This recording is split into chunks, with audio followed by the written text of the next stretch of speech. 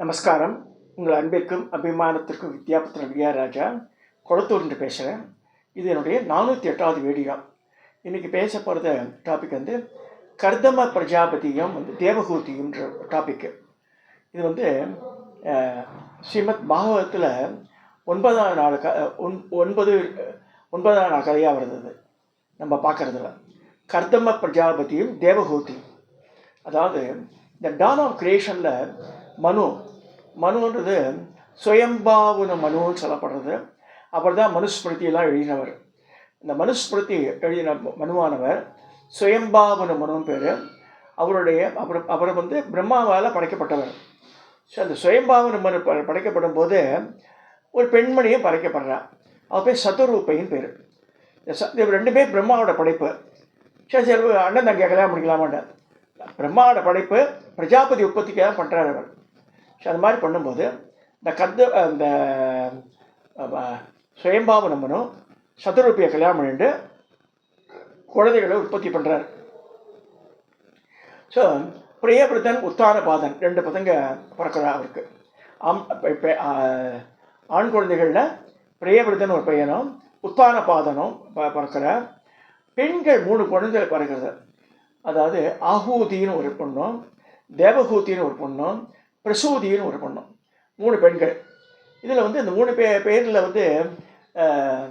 இந்த இப்போ தேவகூதி ரொம்ப உயர்வாக சொல்லப்படுறா ஸ்ரீமத் பாகவத்தில். அது ஏன்றது பார்க்க போகிறோம்.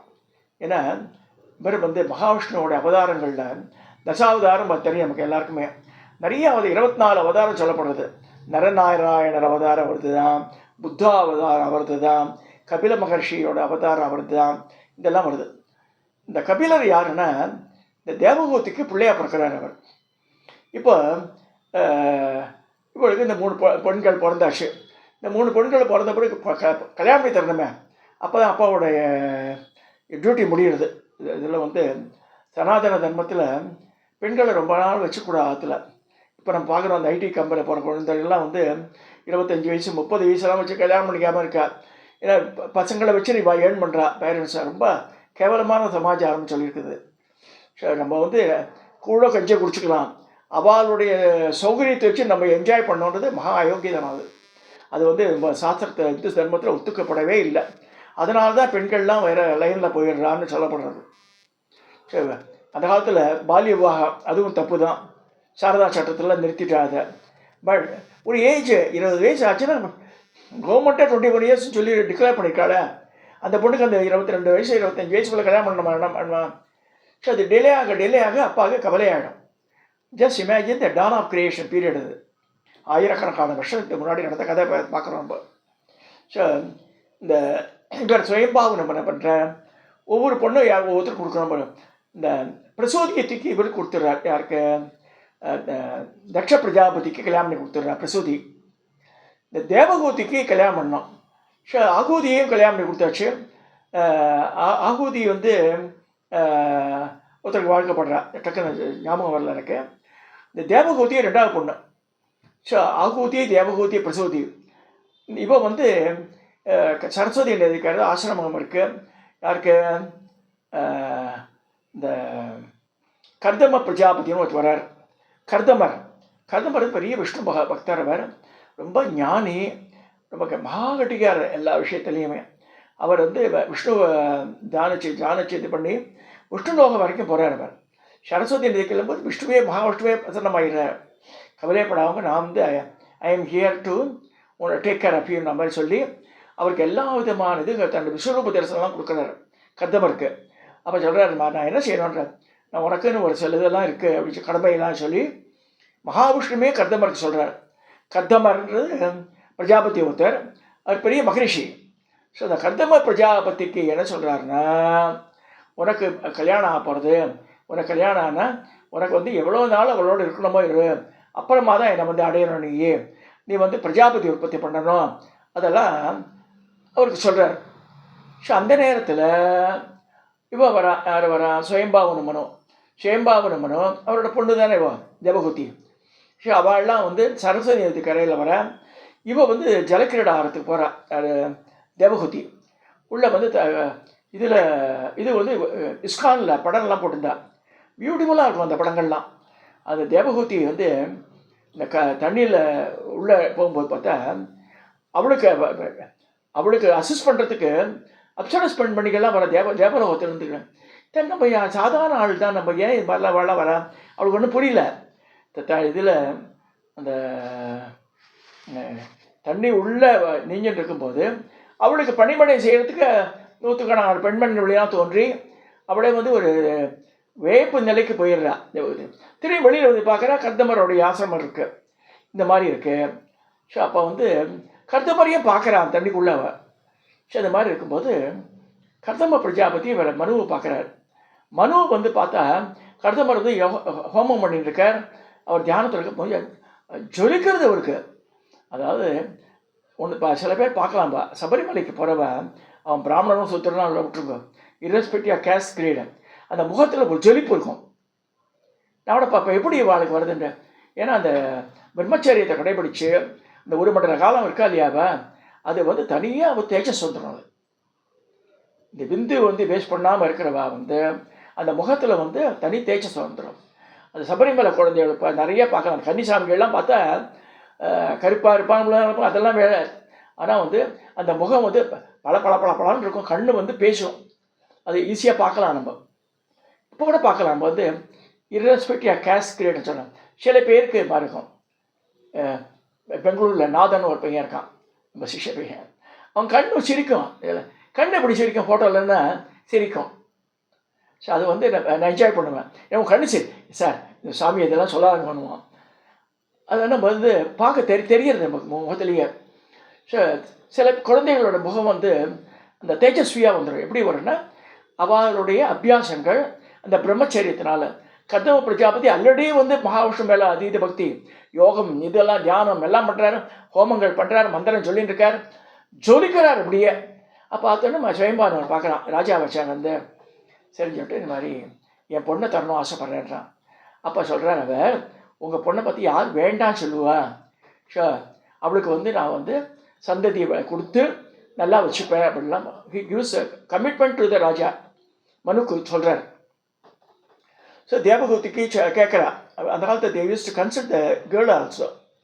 நம்ம இல்லைன்னு நினச்சிக்க வேண்டாம், ஆதி காலத்திலும் இருந்திருக்கு.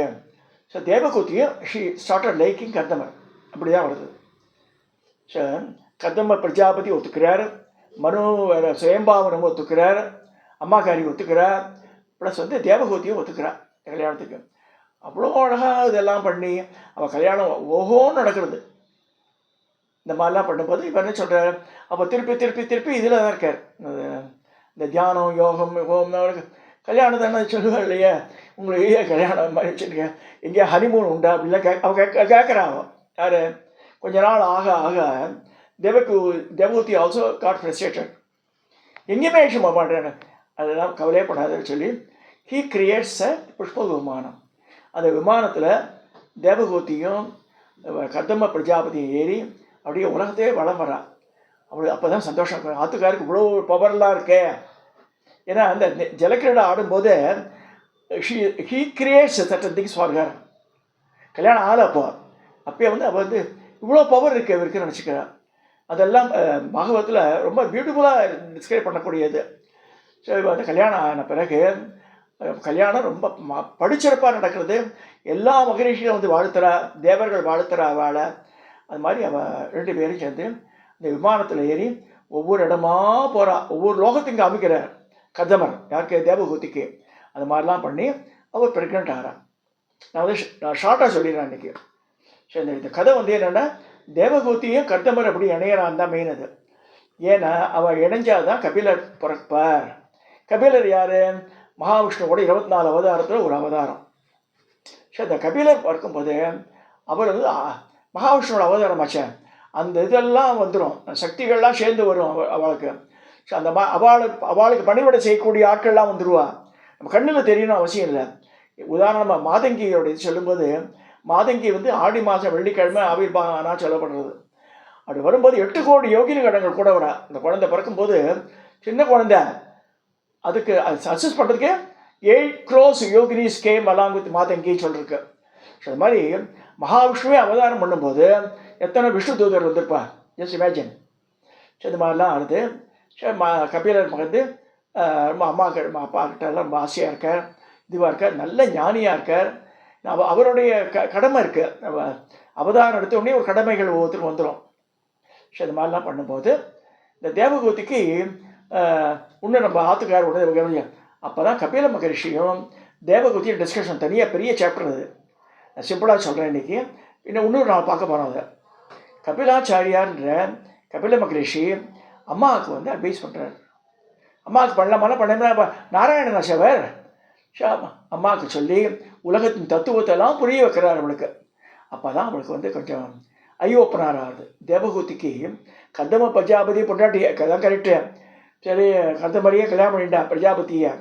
ஆனால் அவளுக்கும் ஒரு இதெல்லாம் இருந்தது, என்ன சொல்கிறது, மைனஸ் பாயிண்ட்ஸ். இந்த இதெல்லாம் இந்த லௌகிக விஷயங்களில் கொஞ்சம் நம்ம இது மாதிரி போகலையே, அங்கே வரலையே அப்படிலாம் இருந்தது. ஸோ அது கபிலாச்சாரியார் தான் அதெல்லாம் கிளியர் பண்ணுறாரு. தேவகூதிக்கும் கபிலாச்சாரியாருக்கும் உண்டான டிஸ்கஷன், பியூட்டிஃபுல் டிஸ்கஷன் அது. ஸோ கபிலர் வந்து அழகாக அம்மாவுக்கு உட்காந்து அந்த பக்கத்துலேயே உட்காந்து எல்லாம் சொல்லித்தராரு. இவ்வளோ குழந்தைக்கு நம்ம பெற்ற குழந்தை இவ்வளோ சொன்னோம், என்னை பெற்ற ஐயானெல்லாம் சொல்கிறாள், சினிமாலாம் வரும், வடிவு கரைச்சிலாம் பேசுவேன். ஸோ அந்த மாதிரி இவ தேவகூதி ஆச்சரியப்படுறா, நான் பெற்ற பிள்ளை எனக்கே வந்து வாத்தியாரை வந்து உட்காந்துருக்காருன்ட்டு. So she accepts. அதாவது என்ன அவர் சொல்கிறதெல்லாம் ரைட் இது. ஸோ அந்த இந்த பாயிண்ட்லாம் கன்சிடர் பண்ணி அவளுக்கு ஒரு வந்து நல்ல அந்த மயக்க நிலையிலேருந்து கொஞ்சம் மீண்டு வரா. போட பார்க்குறோம் நிறைய பேர் பெண்மணிகள்லாம் எல்லாம் பேசுவா, இதெல்லாம் போகும்போது திரும்பி ஆற்றுக்கு வந்த உடனே திரும்பி பழையபடி ஆகிடும், வேதாளம் முருங்க மரத கேஸாட்டம் ஆகிடும். அந்த மாதிரி ஆகக்கூடாது. நம்ம வந்து ஒரு ரைப் பண்ண ஸ்டேஜ். நான் கூட சொல்லுவேன் சில இடத்துல, சில people is to criticise me also. அதாவது இந்த ஜிமிக்கியை பற்றி சொல்லியிருக்கேன் நிறைய இதில். அதாவது 16 வயசு பொண்ணு வரைக்கும் ஜிமிக்கி போட்டுக்கலாம், கல்யாணம் வரைக்கும் போட்டுக்கலாம், கொஞ்ச நாள் சின்ன பொண்ணாக இருக்கும் போட்டுக்கலாம். கழுவியெல்லாம் ஜிமிக்கி போட்டால் கன்றாவியாக இருக்குது. தாடங்கம் தான் பொண்ணு இருக்குது. சுமங்கலியாக இருக்கிறவ தாடங்கம் போட்டுட்டா புருஷனுக்கு ஆயுஸ் ஜாஸ்தின்னு இருக்குது. தாடங்கம் வந்து ஸ்டோடு பெரிய, அதில் வணக்கு தொங்கட்ட தொங்க விட்டுங்க, நிறைய வரிசையை தொங்க விட்டு முத்தெல்லாம் வச்சுப்பேன். ஸோ இது வந்து அந்த மாதிரி இருந்தால் அழகுன்னு இருக்கு.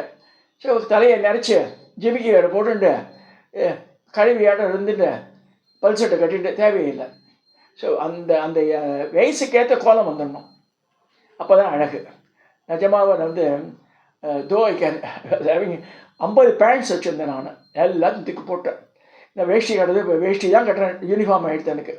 எனக்கு கட்டவும் முடியல, பேண்ட்டும் போடல முடியல, அந்த பெல்ட்டை போட்டு இது பண்ணுறது ஆஃபீஸோட ஓவர். அது ரிட்டையர் ஆகி 13 வருஷம் ஆயாச்சு. திருப்பி பேண்ட் அதுக்கு போட்டுக்கணும். நீங்கள் எங்கே வேணால் யூரோப் வேணால் விஷயம் பார்க்கணும், my uniform is this shirt or jibba or veshti, அதுதான். கோவிலுக்கு பார்த்தா வந்தால் இது மேலும் கிடையாது, யோக வஸ்திரம் தான். ஸோ இந்த மாதிரி வரணும். இந்த ரைப் பண்ணிங் ஸ்டேஜில் மனுஷாளுக்கு இந்த புத்தி தான் வரணும். காட்டன் சாரி தான் கட்டணும் அப்படின்னு தேவையில்லாமல் இந்த பித்தளையில் பண்ணுற மாதிரி பத்தியாக போட்டுருக்கா கல்யாணத்து. நல்லா இல்லையே பார்க்குறதுக்கு. இதெல்லாம் அந்த காலத்துலலாம் இப்போ இதெல்லாம் பாருங்கள், மயிலாப்பூர் சைட்லலாம் போய் பார்த்தா நல்ல பெரிய பெரிய கொடீஸ்வரால் வைரத்தோடு 7 கழுத்தோடு போட்டிருப்பா, தோடு தான் போட்டிருப்பா, ஜிமிக்கி இல்லை. தாம்புகை செயின் ஒன்று போட்டிருப்பா, 2 வளையல் இருக்கும், அவ்வளோதான். பல கோடிக்கு அதிபதியாக இருப்பாள். இதுதான் வந்து ரிச் பீப்புளுடைய இந்த கோடு. பார்த்தாலும் தெரியும் வந்து பணக்காரான்னு சொல்லிடலாம். நம்ம பெரிய திக்கான தாம்புகை செயின் ஒன்று, 2 வளையல், வைரத்தோடு இருக்கும்.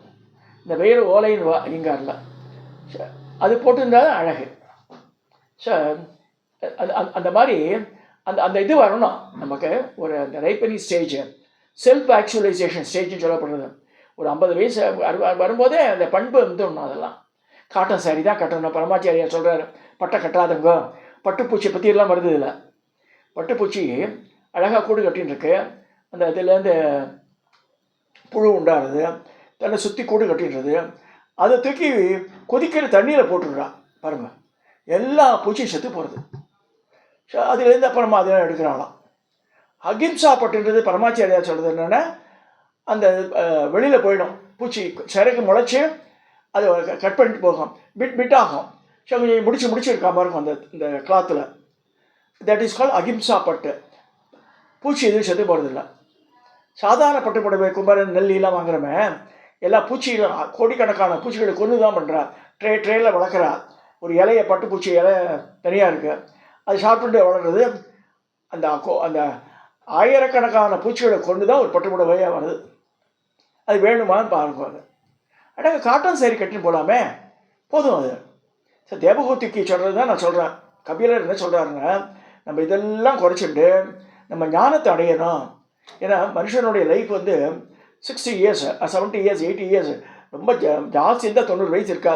100 வயசுன்றது 120 வயசுன்றது வெரி ஃபியூ. ஒரு லட்சத்தில் 10 பேர் தான் இருக்கா.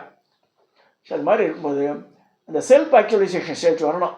அப்போ தான் வந்து நமக்கு வந்து ஐ ஓப்பனர். நமக்கு வந்து நம்ம பண்ணுறது தப்பு ரைட்டு, வேலைக்காரால் கூட நம்ம வந்து மரியாதையாக பண்ணணும், அது மாதிரிலாம் தோணும். ஸோ சில பிஹேவியர் மாதிரி டிவி சீரியலோட பார்க்கலாம். சில பேர் அப்படி பண்ணுறா, சில பேர் இப்படி பண்ணுறா. ஸோ தேவகூதி கபிலர் சொன்ன மாதிரி யாராவது சொல்லணும், அப்போ தான் மனுஷனாக மாறுவா. ஸோ இன்றைக்கி நம்ம என்ன பார்த்துருக்கோம், கர்தம பிரஜாபதியை எப்படி தேவகூதி கல்யாணம் பண்ணிட்டா. சரஸ்வதி நதிக்கரெல்லாம் இவ மீட் பண்ணுறா, கர்தமரும் தேவகூதியும். சுயம்பாவன் மனுவும் மாப்பிள்ளையை அங்கே தான் பார்க்குறார். ஸோ அவருடைய அந்த ஜார்ஜுவலிய ஃபேஸில் இருக்க அது எப்படி வந்தது, அவரோட தபோ பலனால் வந்தது, இதெல்லாம் இன்றைக்கி பார்த்துருக்கோம். இந்த இது தொடரும். இது வந்து பல நாட்கள் போக இருக்கும் அந்த கதை. சரி பிட்டாக தான் சொல்கிறேன். திரும்பி ரீகேப் பண்ணுறேன். சுயம்பாவுன மனு முதல்ல மனுஷன் படைச்சது அவர் தான். பிரம்மதி அவர் படைச்சது. சுயம்பாவுன மனு, அவருடைய மனைவி சதரூபை. அவளுக்கு எத்தனை குழந்தைகள், ஆம்பளை குழந்தை 2, பிரியபிரதன் 1, உத்தான பாதனம் 1. இங்கே பெண்கள் வந்து ஆகூதி, தேவகூதி, பிரசூதி. ஸோ இந்த தேவகூதியை பற்றி தான் பார்த்துருக்கோம் இன்றைக்கி. இந்த தேவகூதி got married to Kardama Prajapati. So அவளுக்கு பிறக்கிற குழந்தை தான் கபிலாச்சாரியார். இந்த கபில மகரிஷின்றவர் மகாவிஷ்ணுவோட 24 அவதாரத்தில் ஒன்றுன்னு பார்த்துருக்கோம். இதோடு இந்த வீடியோவை நிறைவு செய்கிறேன்.